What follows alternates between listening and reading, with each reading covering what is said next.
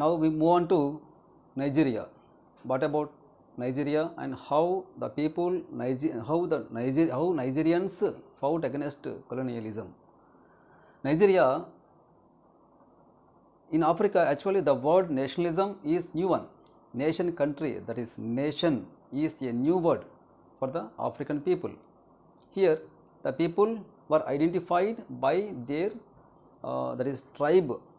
People here united by their tribal identity. So in in Nigeria we see three tribal groups. The north one, this is Nigeria. The north tribal people are known as Hausa Fulani. This one southeast known as Igbo, Hausa Fulani north, and southwest are known as Yoruba. So these three tribal groups were there in Nigeria. Actually this country was created, that Nigeria country, this country was created by the British. See, in the year 16th century, in 16th century actually this total region were famous for slave trade. It is in 16th century this region was famous for slave trade. The Europeans, they came here, they captured local tribes, local people, and they sold to American traders. This was the slave business. Slave trade was very famous during 16th century. Okay. Now see what happened in 19th century. That slave trade was banned in 19th century. Then the Europeans concentrated on agriculture, that is on palm oil production and cocoa. Slave trade was banned in 19th century. Then Europeans concentrated on agriculture in producing palm oil and cocoa. In the year 1861, British formed the rule on coastal area of Nigeria. This coastal area, this is, as you know, this is Atlantic Ocean, this is Africa continent. This corner side, it is Nigeria location. British made rule on coastal area. This region, British established their rule in coastal area of Nigeria in the year 1861. They developed this city. You know this city. This city is Lagos. Where is Lagos? Lagos is in Nigeria. So this city, Lagos city, was developed by the British.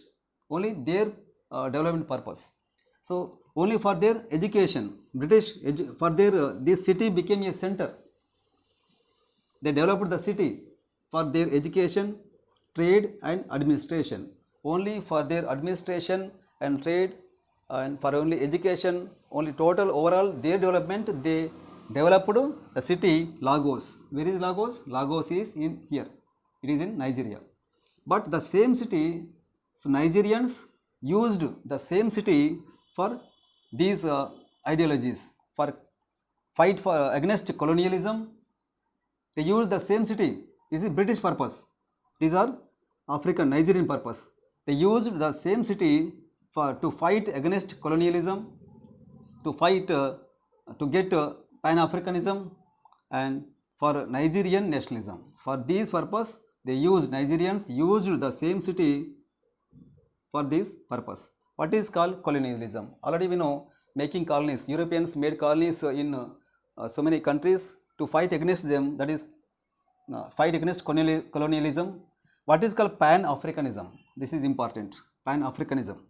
Pan-Africanism means it is an idea to unite all the African people irrespective of their tribe, country, and also it is the idea to fight against colonialism. Not only colonialism, not only unity, they have to fight the equality and they have to fight against discrimination, racism. So all those we can see in Pan-Africanism. That is called Pan-Africanism. Now this is about this one. Now let us see what happened during 19th and 20th centuries. Racism became very common in Nigeria. British occupied British made colony in coastal area of Nigeria. Then now I want to tell one thing. See, what this north people belongs to Muslim. North, that is Hausa Fulani tribe, belongs to Muslims, whereas Yoruba, Igbo, they followed Christianity. They followed. Why? Because why Christianity? As this region, coastal area, were under British. So British, because of missionary schools were there, missionary schools, because of British people, these areas followed these two tribes, Yoruba and Igbo. South part followed Christianity, whereas north part followed Muslims, Islam region. So in not only this one, and again the British who were ruled here, these were under rule of British. So British showed racism, that is discrimination became very common. Racism became very common in 19th and 20th century in Nigeria, this region. Now, what type of forms we see? Discrimination, racism, common. African people were not allowed to write civil service examination. See, the African businessmen, African entrepreneurs were discriminated by the British in so many ways. And those tribal chiefs, see, tribal chiefs and tribal elites, they were promoted. These people were supported by the British. These people were encouraged by the British, whereas common people, civilians and other businessmen, they were discriminated. See here, divide and rule policy. British people followed divide and rule policy. In the form, one more form is here. In the year 1939, British people separated. These two, coastal area was separated in the year 1939. Yoruba and Igbo, these two regions were separated and by the British, and they were known as Western Nigeria, this one Eastern Nigeria. In this way they separated that region. They encouraged local tribal chiefs, they promoted tribal chiefs, and they suppressed, discriminated other common people. In this way we say that they followed the divide and rule policy, they followed. And one more thing is here, Hausa Fulani, this region, northern Nigeria region, here we do not follow, no modernization. There was no modernization in north region. Here we see modern science, modernization, modern administration, modern education we see here. That is, the south part was well developed region, north part was not developed region. In this way, so many ways they divided, they made conflicts between people, between tribes. They encouraged them to fight one another. These are all we see divide and rule policy they followed. Okay, thus British followed divide and rule policy. They created a lot of differences between among those three regions and peoples. They encouraged elite groups, they encouraged tribal chiefs, they discriminated, they showed racism, common people and business people. So they created lot of differences. They followed divide and rule policy. Then some people, some intellectuals and educated people, they understand all this system that British followed. They decided to fight against British policy. In this way, they found this person, Herbert Macaulay. Herbert Macaulay founded this party, National Nigerian Democratic Party. This party founded by Herbert Macaulay, this person, in the year 1923. So what was the main? To fight against their policy, to fight against British and get independence. That was the policy. This party won the total seats in Nigeria. And later, see this person, Nnamdi Azikiwe. This person again started a movement, that is Nigerian Youth Movement, started by Nnamdi Azikiwe in the year 1936. This political party, this one movement, it became a strong movement. So these two, the main idea is to fight the British, to fight against the British, and to unity, to make a unity among ethnic groups. These two were the aims of Nigerian nationalists, either NNDP party or NYM, National Nigerian Youth Movement. The main aim was only two aims: to fight against the British and to make a unity among the different types of tribal groups. These two were the main aim of Nigerian nationalists.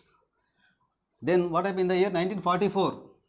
These two, Lord Albert Macaulay and Azikiwe, these two persons joined together and formed this one, National Conference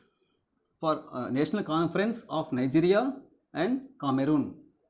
This party was established by joining these two, Macaulay and Azikiwe, in the year 1944.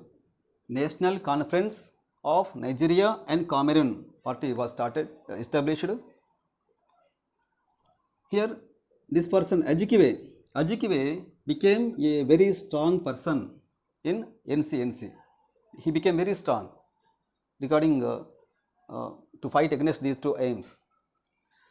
Now, later see regional, not only these two parties. Later we see some more local parties. Local parties were also emerged in local areas. You take one example, northern side. Here NPC,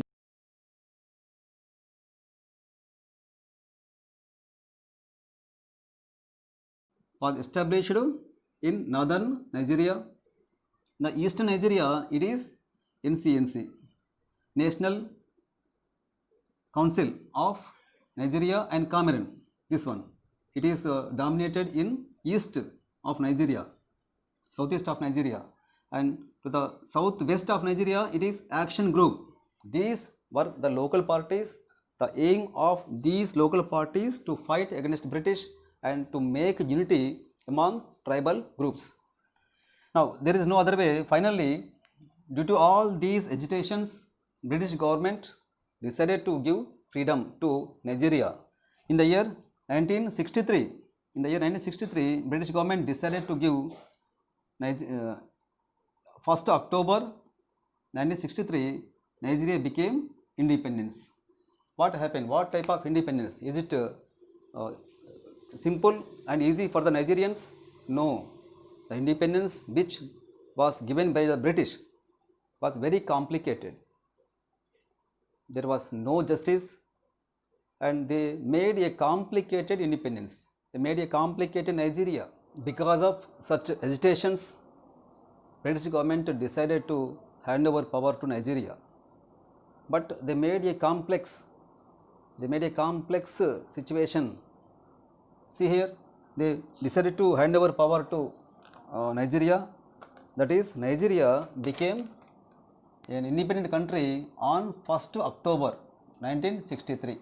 On 1st October 1963, Nigeria became an independent country. But here, the system, British made a complex federal system. They made, giving autonomous power to those three ethical groups. See, three regions mean Hausa, Fulani, Igbo, Yoruba. Those three regions became autonomous. Autonomous mean here independency, taking own decisions. Here complex, British made a complex, giving autonomous power to these three regions. It made a complex federal system, and unfortunately the justice and democratic balance was not created. In the name, British gave freedom to Nigeria, but actually the position was complicated, very complicated they made. There is no justice and there is no democratic principle were created. This situation led to Cold War. Cold War mean Cold War between two. One is military government, the other is military government against people. Between these two, Cold War held in Nigeria. Because of these bad conditions, the country went under military government. In this way, a Cold War happened between military government and the people. So common people, they tried to remove this military government. They tried to make a simple democratic government, but this military government suppressed all the people. All the agitations were suppressed by the military government. So there was these two became partners, military government and MNCs, multinational oil corporation. These two shared corruption, and also they suppressed human rights in Nigeria. So these two dominated the government as well as MNC company, multinational oil company, especially a company named as Dutch Shell company. What is Dutch Shell company? Dutch Shell company was an multinational oil corporation company. See, oil was discovered in 1950 in Niger Delta. Niger, Niger is a river in Niger country. In Niger Delta, there was oil was discovered in the year 1950. The Dutch Shell company secured all the rights to drill that oil. Dutch Shell company got the rights to drill all the oil resources in Niger. So Dutch Shell company extracted more oil from the ground. So this created environmental pollution. So wherever you go, you see spilling of oil here and there in the lakes, and all the water and the soil were contaminated. Even drinking water also contaminated. Very bad situation was there in Niger Delta, but common people did not get any benefit. The local people did not get any benefit, but the government, what type of government was there? Military government and the multinational company, Dutch Shell company. These two shared the corruption. These two got more benefited, but common people did not get any benefit from that oil resources.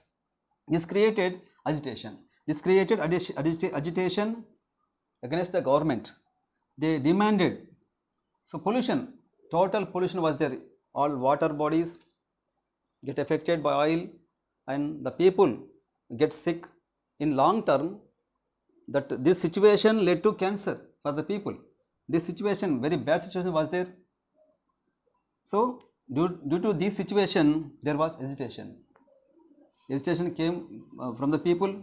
They demanded for compensation. The compensation for the damage.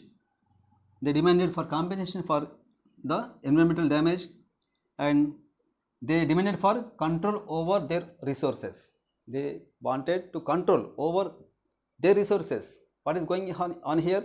Their resources were extracted by the multinational company, Dutch Shell company, not to give any benefit for the local people. Even the government and the company, these two shared the most corruption was there between these two companies, the company and the government. All those agitations were suppressed by the government. So military government was there, it suppressed all the agitations. So you take one example here, this person, Ken Saro-Wiwa. Ken Saro-Wiwa, he was a strong environmentalist, a socialist. He was hanged to death. He was executed by the military government, even though there was the international, despite of international protests, but the military government had a deaf ear. It executed this person, Ken Saro-Wiwa. Still this time, there was no stable government in Nigeria. Till this time, at present, people were fighting for to control over the resources. They are fighting for a pure democracy where all people will get equal rights. Still, there was no stable government in Nigeria.